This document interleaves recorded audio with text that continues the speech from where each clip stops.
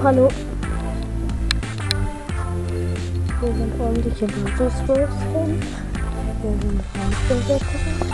Und hier sind Tom David.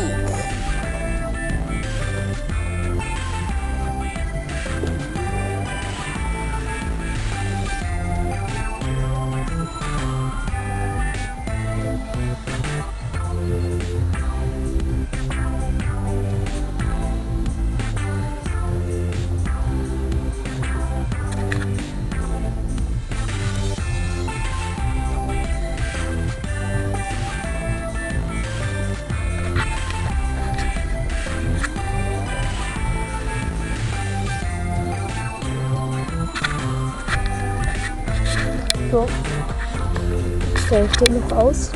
Zeige ich gleich, wie der aussieht. Und mit unter den Armen. Jetzt haben wir ihn.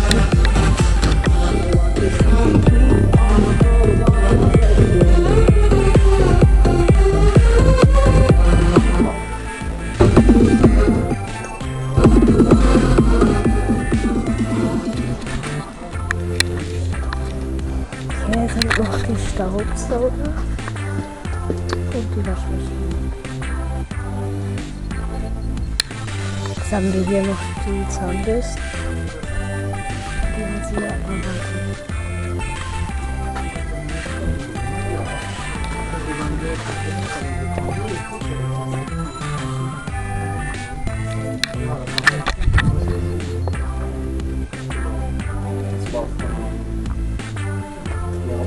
Nee, alles klar. Dann bedanke ich mich.